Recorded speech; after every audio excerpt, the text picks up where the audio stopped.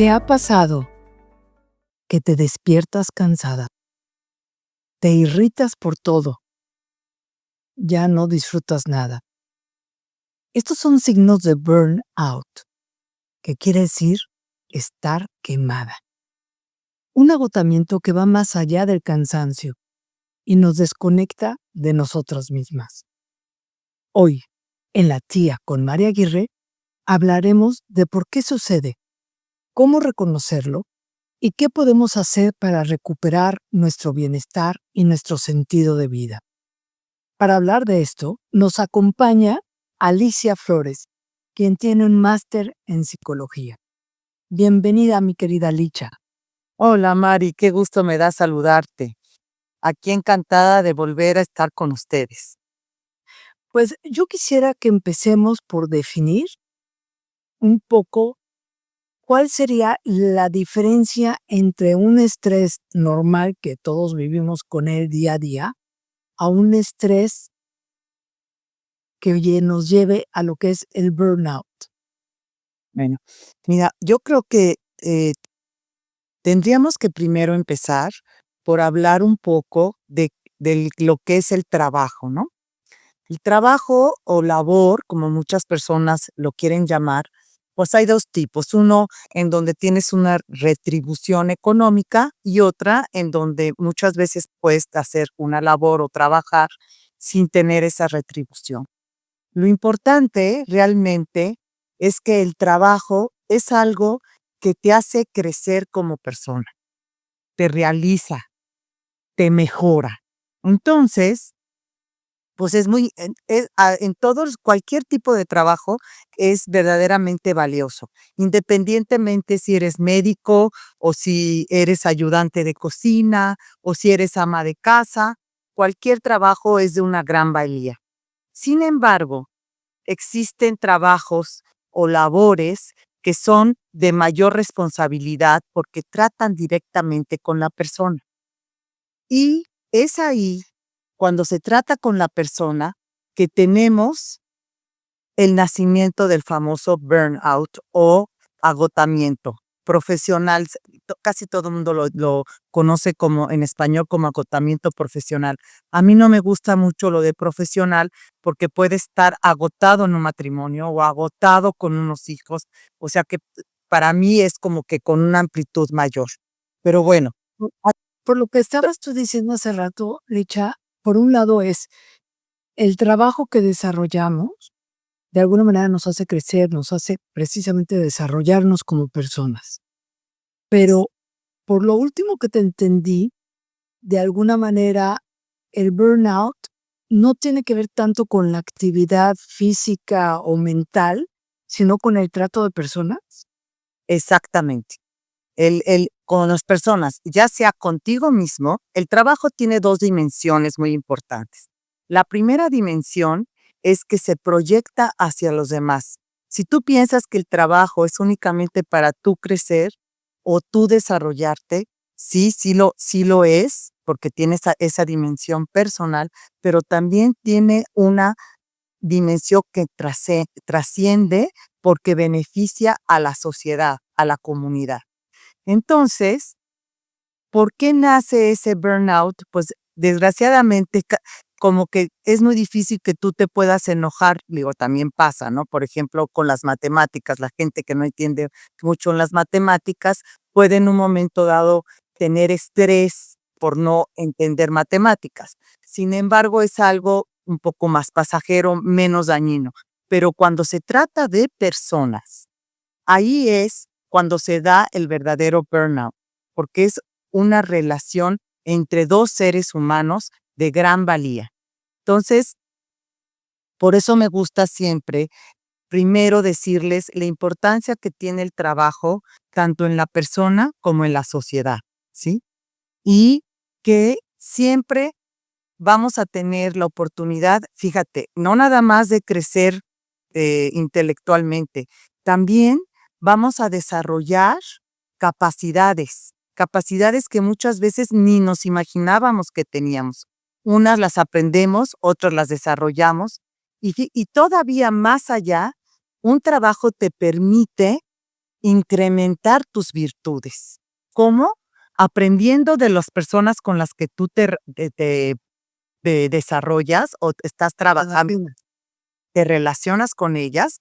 Entonces tú misma, esas virtudes que ya tienes y que desconoces que las tenías, las desarrollas, las imitas otras y también puedes adquirir nuevas virtudes. Pero fíjate qué trascendente es que un trabajo te dé todo este contexto y que te hace por eso una mejor persona, como tú lo decías.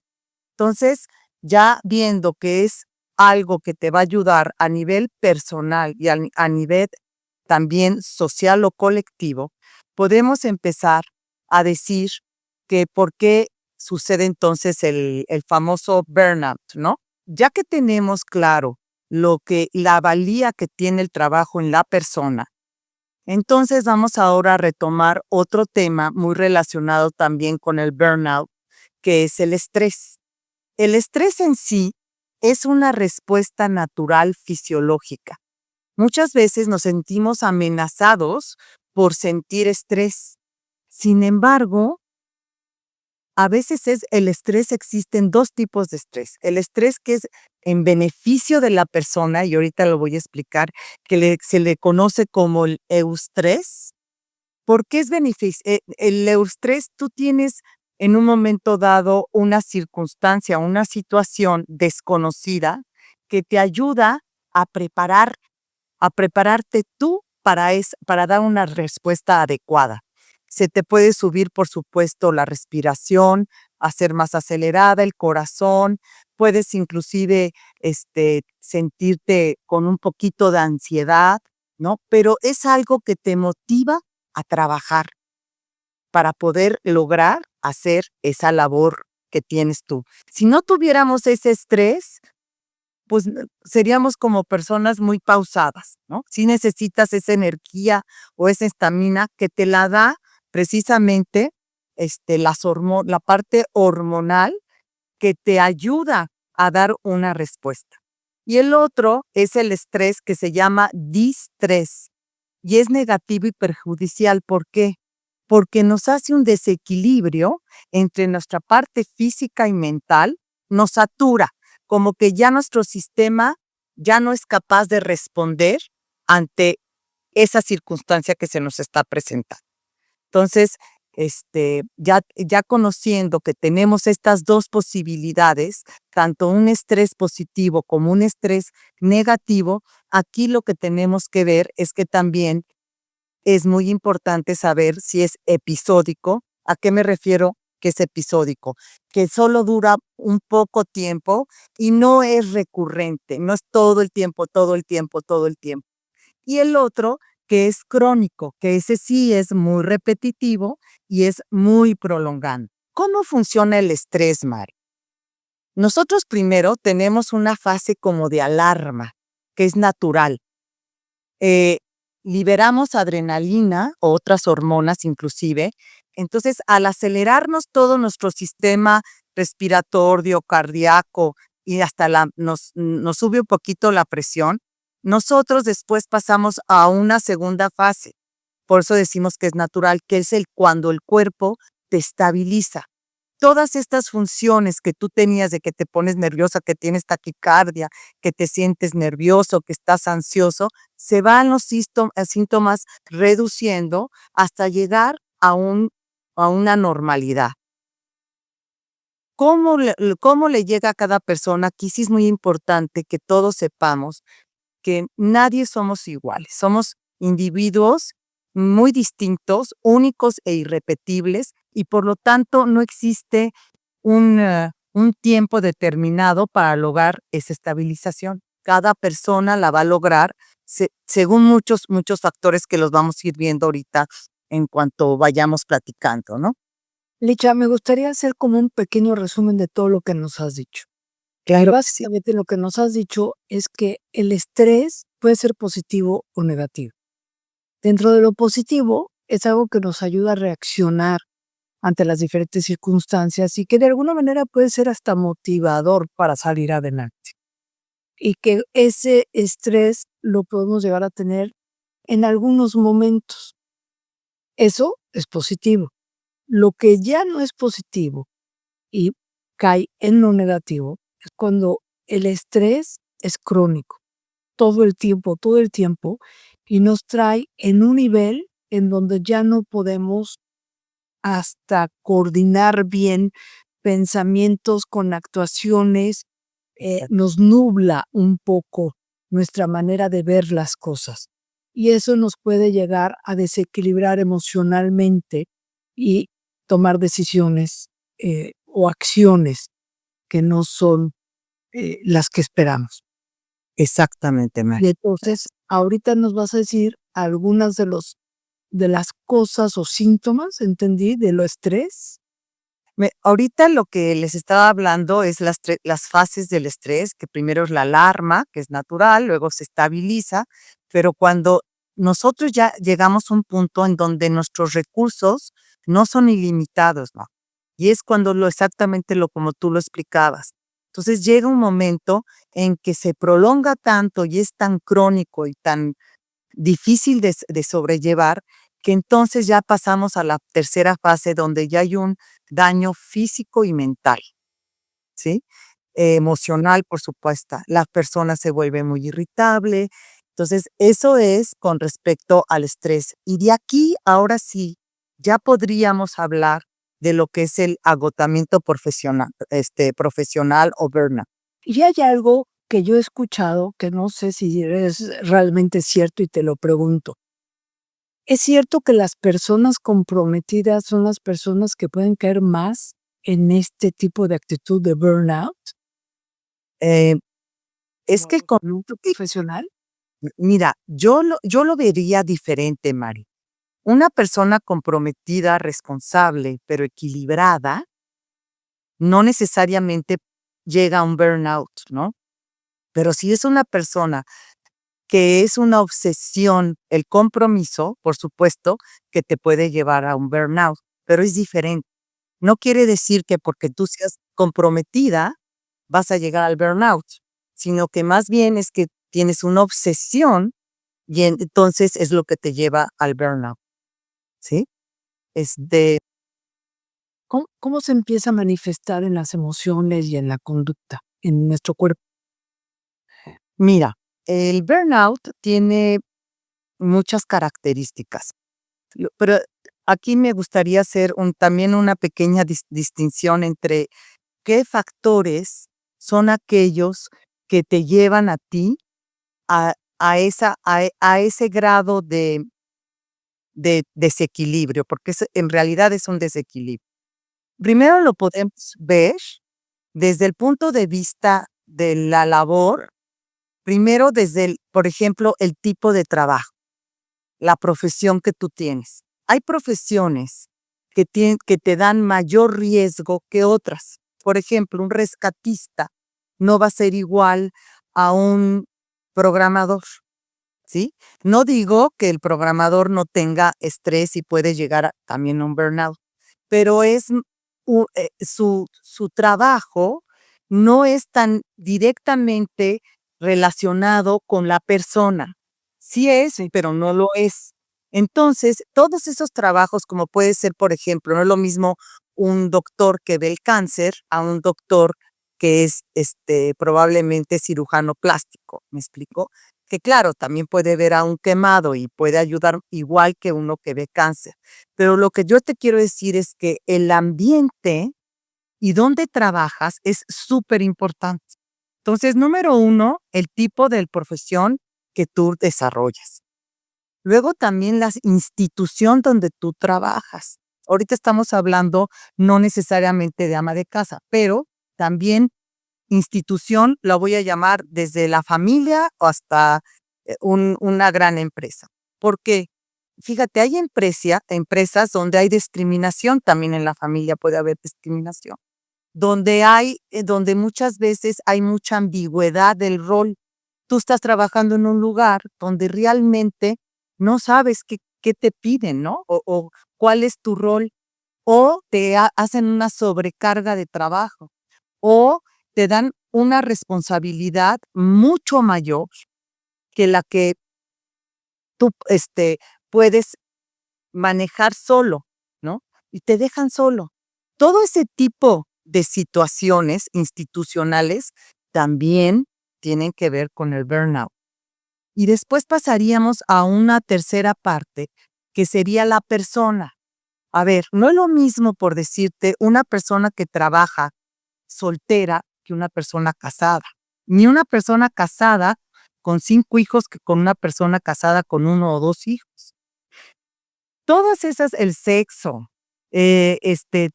fíjate, tú naces con un temperamento y haces una personalidad, pero todo eso, todo eso también tiene que ver en el burnout. ¿Por qué?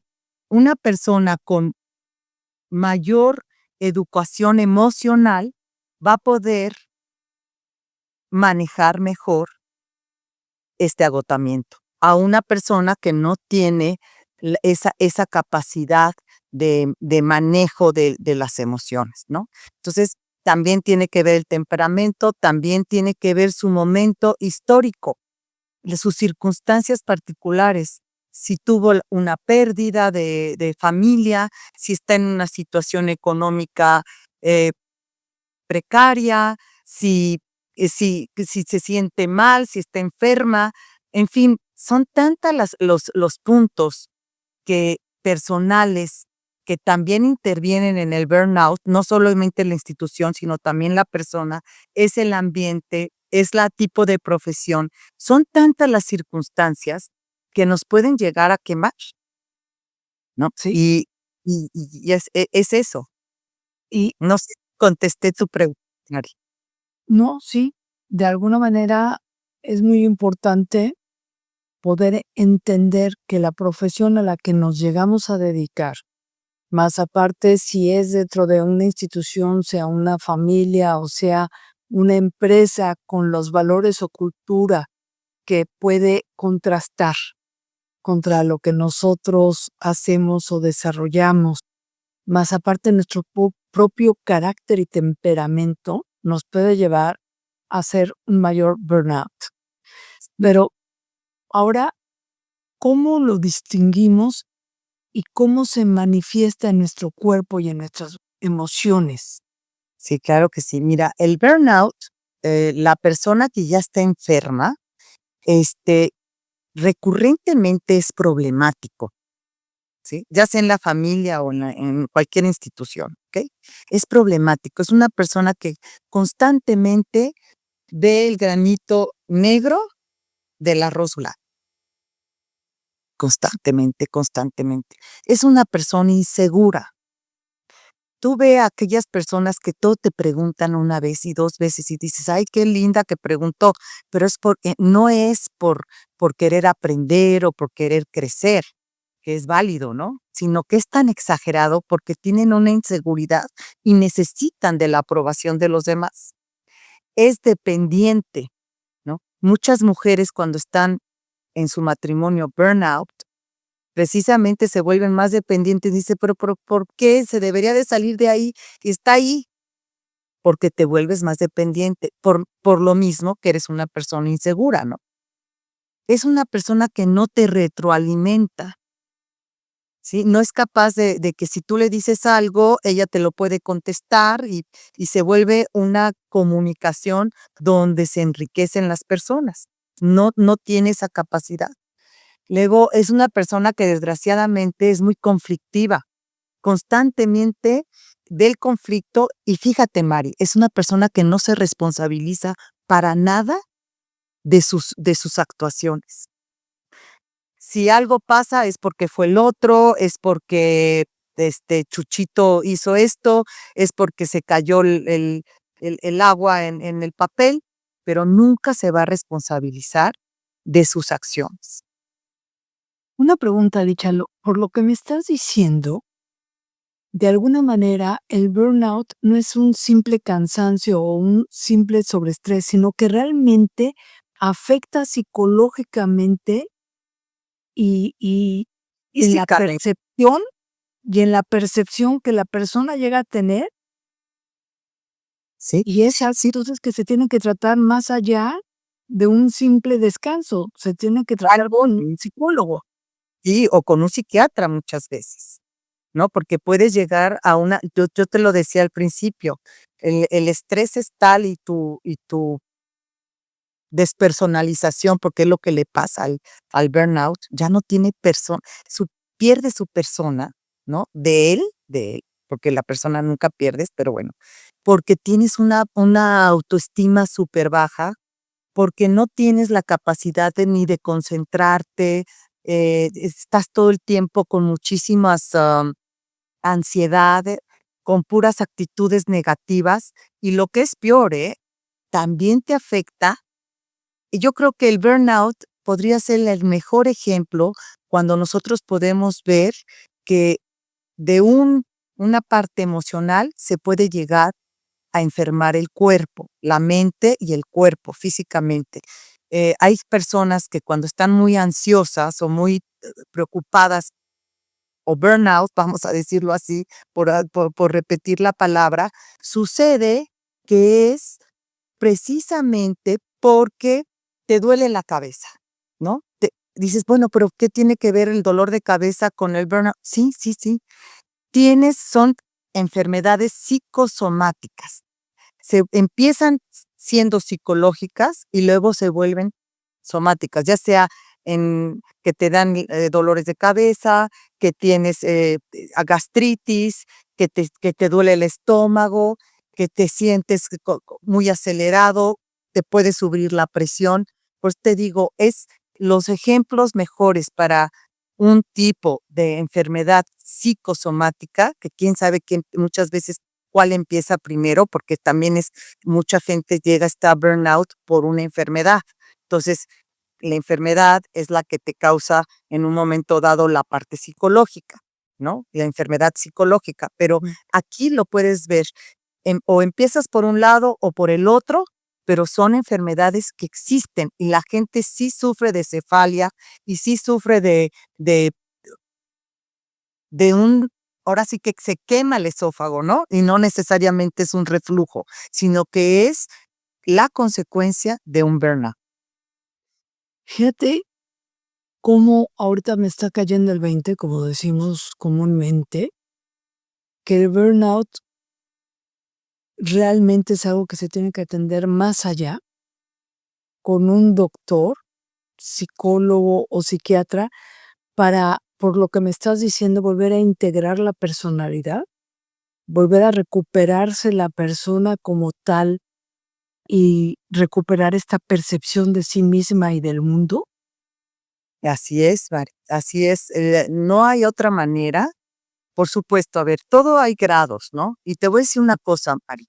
También, eso se me olvidó comentarlo y creo que es muy prudente hacerlo, es que el burnout es un proceso, no es algo que te llega hoy o mañana, no, es un proceso.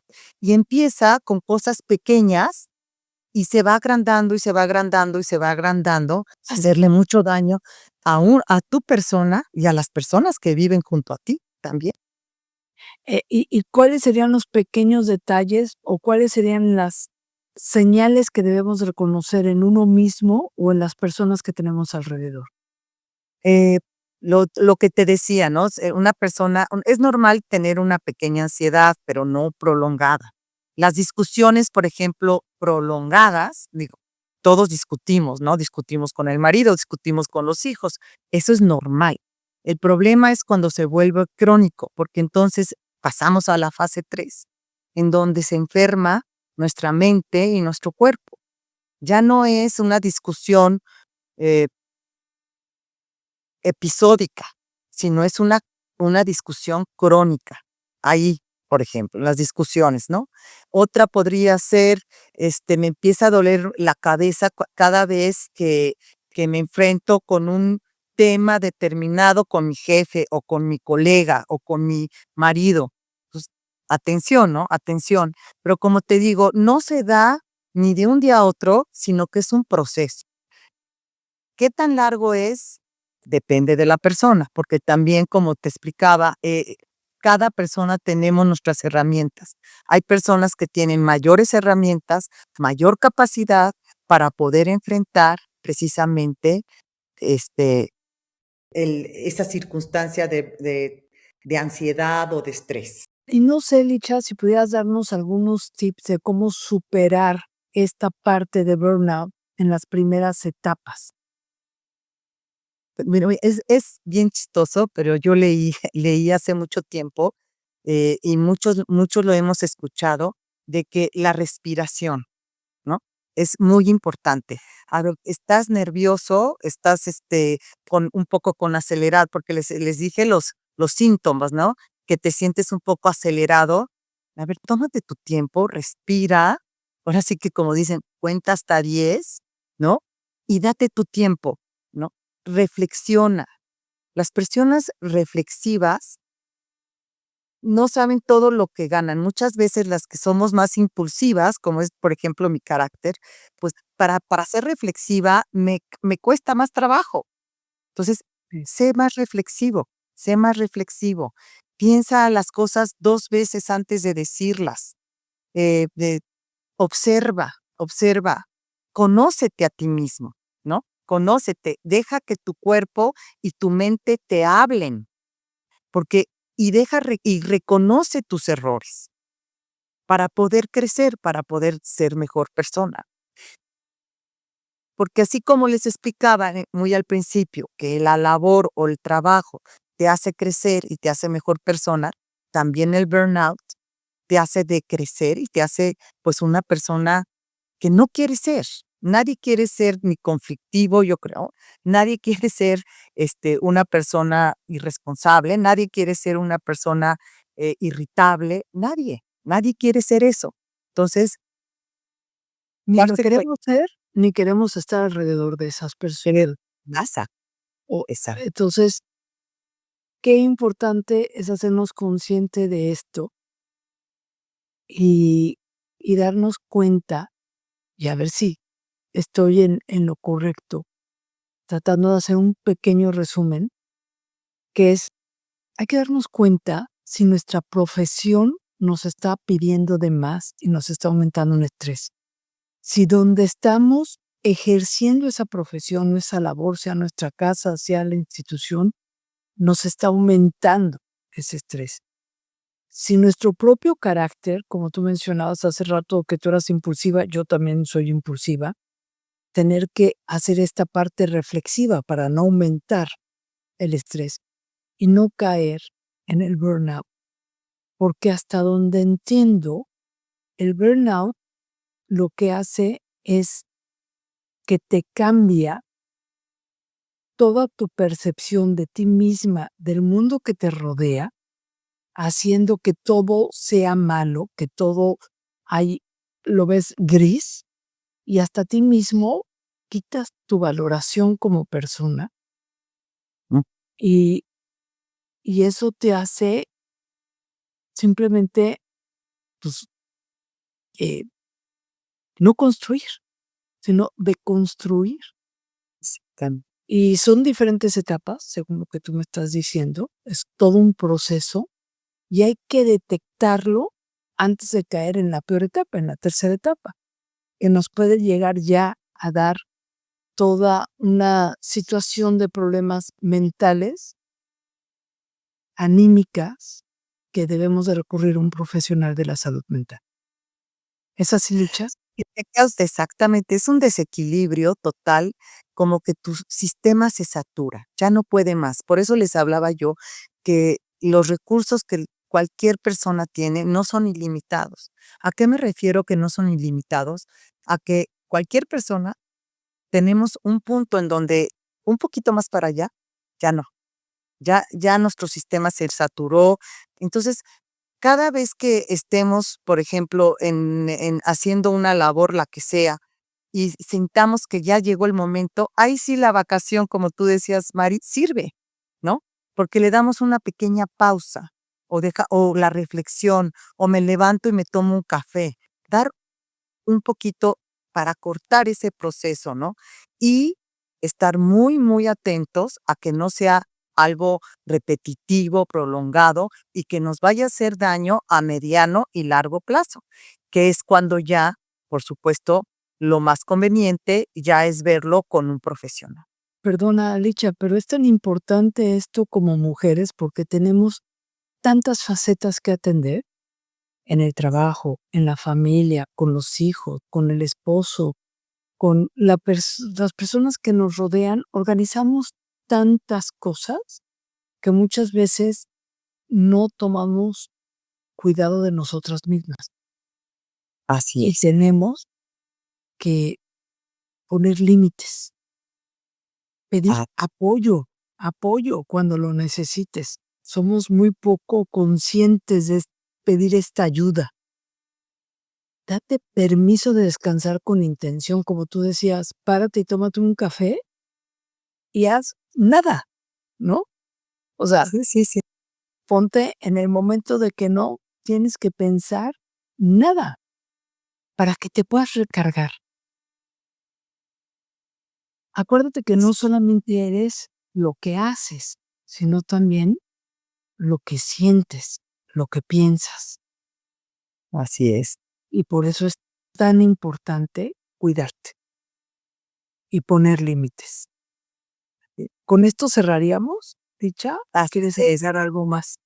No, simplemente que somos personas tan valiosas, Mari, cualquier persona es tan valiosa que el conocer nuestras limitaciones y las posibilidades que podemos llegar a tener que nos hacen daño tanto a nosotros como a los que nos rodean, ¿sí?